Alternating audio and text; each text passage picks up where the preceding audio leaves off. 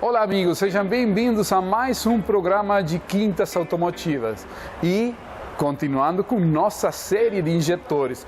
No programa anterior a gente falou das características dos injetores de injeção direta, as características de funcionamento, o conceito, a parte hidráulica e prometimos que íamos falar agora da parte elétrica, de como fazer as medições desse tipo de injetores em veículos.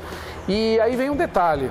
Os injetores de injeção direta, como comentamos em programas anteriores, eles são montados em locais pouco acessíveis, porque justamente ele vai na câmara de combustão, portanto, seja de montagem lateral, de montagem central, ele é difícil de acesso, tem que desmontar vários componentes para chegar até esse conector aqui, que é quem faz a conexão elétrica e onde a gente vai colocar equipamentos para poder fazer as medições elétricas.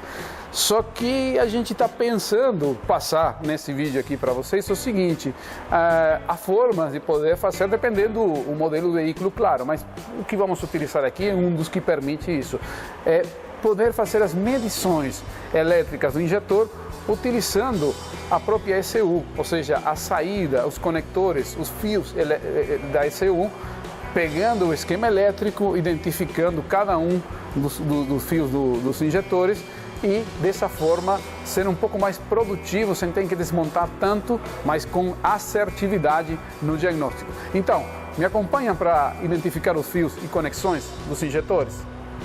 Bom, amigos, já estamos aqui com o nosso software, que ao mesmo tempo traz um manual eletrônico. Aí é fácil para identificar as funções dos componentes, para identificar valores de teste, enfim, códigos de falha também aparecem aí para poder entender do que se trata. Mas o que nos interessa agora é poder identificar o conexionado, os pins, o número do fio que vão para a central eletrônica que comandam os injetores. Para isso, já entramos no veículo aqui, Volkswagen Up 1.0 TSI. Agora, gerenciamento do motor, injeção eletrônica. Agora vemos o tipo de injeção que está instalada, é uma Motronic MED geração 17. Então vamos clicar aí, vamos avançar para ir até o próprio manual de injeção. Selecionamos aqui. E como vocês podem ver, há muitas informações, mas como eu falei, o que nos interessa é o esquema elétrico. Então vamos passar por todas essas pastas aí, até chegar aqui, esquema de ligações elétricas, avançamos mais uma vez, e aí nós vamos encontrar o esquema elétrico com vários componentes. Então vamos passar, deslizar essa tabela aí com componentes até achar o que nos interessa, que são os injetores. Esse A1.1 que está marcando aqui em azul, A1.1 é a unidade de comando do motor. Isso é importante porque daí que vai sair nosso sinal. Vamos então deslizando os componentes até achar os injetores. São vários, como podem ver, vários componentes que estão no esquema elétrico disponíveis. Fusíveis, vamos lá, um pouco mais, bateria, relé. O que mais temos aí? Interruptores, módulos. Aqui já apareceram os injetores. Temos, por exemplo, aqui injetor 1 e injetor 2. O injetor 2 ficou marcado aqui em azul. Aparece com a identificação Y1.22 e ele vai estar conectado aqui à unidade. Só que vamos ampliar um pouquinho porque essa tela ficou pequena. Legal. Aumentar um pouco mais. Achar o nosso componente que estava na está aqui, ó. Dá para ver agora melhor. Y1.22, ele se conecta no pino A48 e A17 de quem? Vamos ver quem era esse aí, já sabemos quem é, né? Só para confirmar. A1.1, que como vimos no começo, era a unidade de controle motor. Então, vamos lembrar esses dois números que vimos aí, onde se conecta aqui o injetor 2, A48 e A17 são os pins que vamos procurar para esse injetor. Se nós queremos medir o outro, tá vendo, A47 e A31. Vamos fazer um exemplo para ver como se faz um diagnóstico no injetor, como se faz o diagnóstico da parte elétrica em um injetor de injeção direta. Me acompanha para montar aí no motor?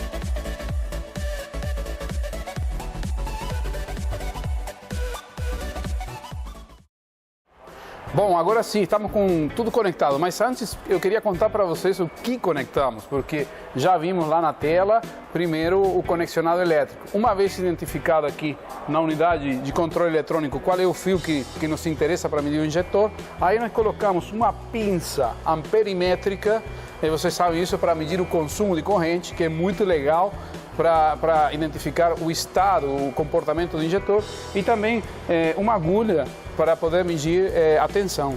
Vamos ver a tensão de funcionamento da ativação do injetor e o consumo elétrico que tem. Claro que também colocamos o equipamento positivo ou negativo. Negativo sempre muito importante porque a referência de zero, o valor zero de tensão é o negativo, por isso qualquer equipamento tem que ter sempre o negativo conectado. Legal. Vamos medir então no injetor 2, como falamos, a tensão e o consumo de corrente de um injetor de injeção direta. Por favor, pode dar partida no carro.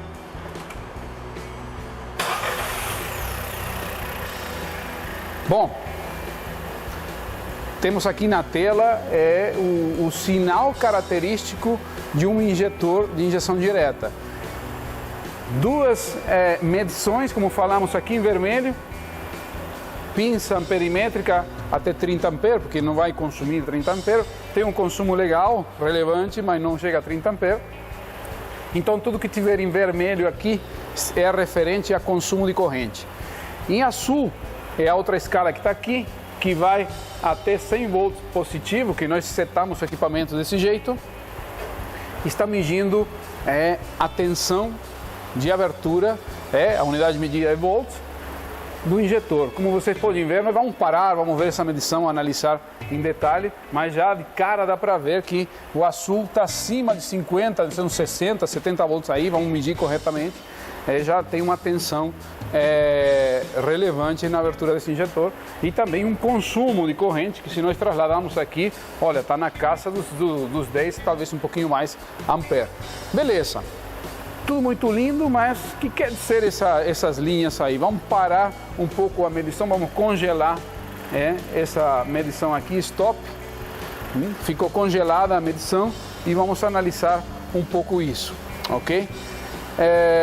Vamos começar separando um pouco para... eu desloquei um pouquinho a medição de tensão e separei um pouquinho aqui o consumo para poder explicar um pouco melhor. Se eu quiser nesse momento saber, por exemplo, qual é a tensão que está sendo enviada pelo módulo para abrir esse injetor, e coloco um cursor aqui, vou arrastar, o que me interessa é esse ponto em azul aí, olha, 66,1 volts. E eu falei qual é a tensão que está sendo enviada pelo módulo. Pode ter chamado a atenção de mais de um, porque a gente pensa em injetores e muitas vezes temos na cabeça, o injetor tem uma alimentação constante e tem um chaveamento a negativo, não é? Esse é um injetor convencional. O injetor de injeção direta trabalha diferente. Ele recebe uma tensão primeiro, que é uma descarga capacitiva. Para quê? Para poder tirar a agulha do injetor dessa posição de repouso. Então ele recebe uma descarga capacitiva e é uma voltagem considerável. É uma tensão considerável medida em volts. Né? Mais de 60 volts, como vocês viram aí. Ok, isso já para entender que existe uma... inclusive a curva, estão vendo? Essa curva é totalmente diferente a que nós estamos acostumados em um injetor convencional. Mas eu falei para vocês também que analisar o injetor desde a perspectiva do consumo de corrente também é uma forma muito boa para fazer um diagnóstico. Por quê? Aí nós vamos entrar um pouco na parte na curva essa vermelha aqui, que é o consumo. Por que é legal medir através do consumo de corrente? Olha, a gente tem que pensar que um injetor, como vocês sabem, tem uma bobina. Uma bobina podemos imaginar que seria mais ou menos como um motor elétrico, em termos de comportamento, se tiver algum problema mecânico. Aquela bobina está lá presente para gerar um campo magnético suficiente para atrair uma peça metálica que é a agulha, vencer uma mola e tudo isso.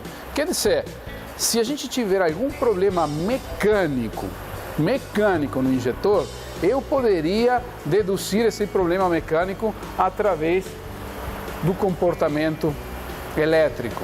E se eu tiver um problema elétrico, também eu vou conseguir ver algum comportamento diferente aqui na tela. Então, vamos ver, por exemplo, o que eu estou falando, entender o que acontece. Eu vou passar aqui com o mouse aqui. Essa é toda a curva característica de um injetor de injeção direta em boas condições. Como vocês podem ver, ele tem um pico de consumo de corrente que chega aqui a 11,4 ampere. Essa é a mesma descarga capacitiva. Agora, medindo isso a nível de corrente de consumo, é uma corrente razoável. 11 ampere para acordar, como nós chamamos uma chamada, é para acordar a agulha do seu assento. Depois que isso acontece, como vocês podem ver, vamos continuar mexendo aqui Olha, caiu, né? Essa curvinha aqui caiu já para 5,9 ampere. Por quê? Sempre é muito difícil vencer a resistência inicial para movimentar, no caso, a agulha do injetor. Depois que venceu a resistência inicial, não precisamos tanta corrente. Então essa resistência cai e o consumo de corrente, consequentemente, cai. Esse consumo de corrente caiu aí para 5,9, mas avança um pouco mais no tempo, ele vai para 3,5, 3 ampere, até que depois fecha. Quer dizer, o que nós estamos vendo aqui, se nós vamos medir tanto aqui, vamos arrastar o outro, também vai nos determinar o momento de abertura e fechamento. Aqui nos dá, numa escala de tempo, quando começou a injeção, quando finalizou a injeção, 1,3 milissegundos. Esse foi o tempo que aconteceu essa injeção. Nesse caso, o carro ainda está um pouco frio, depois no carro de injeção direta até cai bastante. Às vezes chega a menos de 1 milissegundo no caso de injeção direta, mas foi a medida que a gente congelou aqui. A gente viu então o comportamento a nível da tensão e o comportamento ao nível da corrente. Agora vamos ver ele funcionando. Vou colocar para medir de novo. Vamos colocar aqui no lugar outra vez. Agora, como vocês podem ver, estamos em medição real novamente. Então vamos pedir para ver o comportamento do injetor, por exemplo, acelerando. Pode acelerar um pouquinho o veículo. Aí, como aumenta, acelera devagar um pouco, para aumentar aí um pouco o tempo de injeção. Acelera um pouquinho devagar o carro. Beleza, solta, soltou, cortou e voltou a injeção. Esse corte já é conhecido, se chama cut-off. No momento de desaceleração, não faz sentido injetar combustível na câmara de combustão quando você tira o pé do acelerador, portanto, a unidade de controle eletrônico corta. E a forma que regula a quantidade de combustível, isso sim não muda. Aumenta ou diminui, como vocês viram aí, o tempo de injeção. Mas o importante que nós queremos frisar nesse programa de hoje era o seguinte: dá para fazer um diagnóstico muito preciso do comportamento do injetor a nível elétrico e, através do nível elétrico, tirar uma dedução, uma conclusão de um nível mecânico, se essa curva está corretamente. Que outra coisa eu posso fazer muito fácil? Eu posso congelar essa imagem e comparar essa imagem de um injetor no cilindro número 2, como nós estamos aqui, com o cilindro número 1, com o cilindro número 3, e aí eu posso ter uma referência e saber como que está o comportamento dinâmico do injetor. Porque claramente nós falamos, nós sabemos, o injetor você pode medir a resistência. Sim, claro, é um passo de teste. Eu posso medir a alimentação, se está sendo alimentado de forma correta? Sim, mas para medir ele em funcionamento, porque a resistência com o injetor em repouso é uma coisa, mas depois que está funcionando, qual é o comportamento real desse injetor? Com a pressão de combustível, com essa válvula que eu tenho que mexer, qual é o comportamento real? Essa é a verdade do injetor nesse momento. Então, se tiver algum problema, alguma trava mecânica, algum desgaste, alguma fuga, eu falei para vocês, por exemplo, fuga de corrente, eu vou ver aqui essa curva totalmente diferente. Por exemplo, não vou conseguir ter essa tensão aqui de 66 volts, chega aqui e vai dar uma curva direta, a massa, tem uma fuga, a massa.